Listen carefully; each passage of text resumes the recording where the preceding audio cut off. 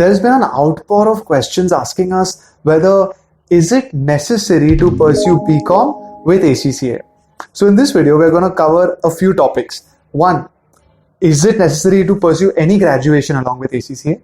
Two, if yes, what are all the alternatives? Is it just BCom? Is it just BBA? And three, ACCA has a tie-up with Oxford Brookes University, and is there anything to do with graduations? So with that, let's get into it. First point is it necessary to pursue BCom? Answer is no.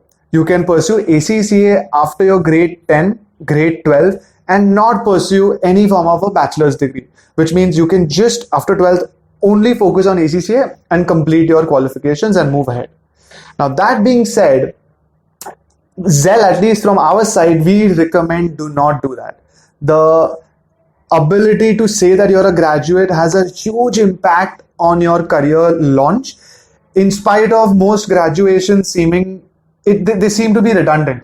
However, I know of a lot of students which have completed ACCA without graduation and they've had to struggle more than those who've actually simply said, I have my BCom done with me.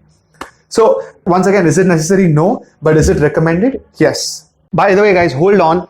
We've been asking all this and most of you all have been adhering to it, but still 89% of our viewers are not subscribing to the channel. So please click subscribe and then go on with the video. If you decide to pursue a graduation, which one should it be? Whether you're from Bombay, you'll have questions like, is it BCom, BAF, BFM, BMS?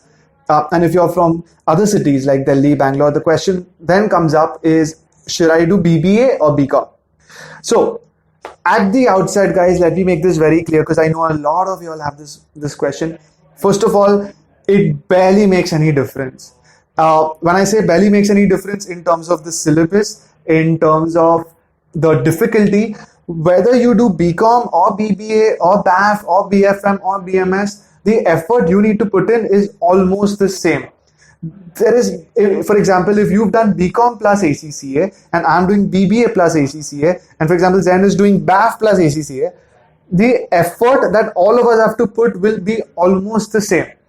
The aspects such as the exam aspect of these graduations of BCom, BBA, BAF, BMS is slightly different. While BBA is a little more difficult than BCom, BAF is a little more difficult. It still is negligible in terms of a difference. Only when you're surrounded by people who only talk about BCom or BBA or BAF is when you feel that there is a significant difference. But if you're pursuing something like CA, like CFA, like ACCA, you'll realize that these graduation exams are very much on the same lines. The thing you should think about rather than BCom, BBA, BAF is the college from which you're pursuing. Having a strong college from which you're pursuing these courses will really add a lot of value to your CV. It also depends on the college's policies on things such as attendance. How flexible are they in letting you work and pursue other qualifications like ACCA along with the graduation? That's what matters. So when you're thinking about BCom or BBA or BCom or BAF, I would recommend pick whichever one you get, but look at the college. So if you're doing it in Bombay from an HR, Hind, NM, Mithibai, KC, these are the strong colleges, Bennett University in Delhi is one of the colleges where we are providing ACCA. We know that certain Delhi University colleges have a strong brand value. So instead of worrying about BCom or BAF, please remember that is the same, BCom or BBA, that is similar. The college is what you need to pursue. The college name is what you should go for. And finally, what is OBU and how is this related to ACCA and graduation? First of all, we have an entire video on OBU. So if you'd like to get to know more about it in depth, please check the video out. In the meantime, for you to understand, Oxford Brookes University is a university based out of UK, which has a tie-up with ACCA. Purely because ACCA knows that across the world, everywhere students may not have the opportunity to pursue their BCom or their graduation along with ACCA. So to support those who want to pursue ACCA, the body has tied up with Oxford Brookes University in such a manner that all students who've started ACCA without any graduation, you can complete 2 levels of ACCA or the first 9 papers.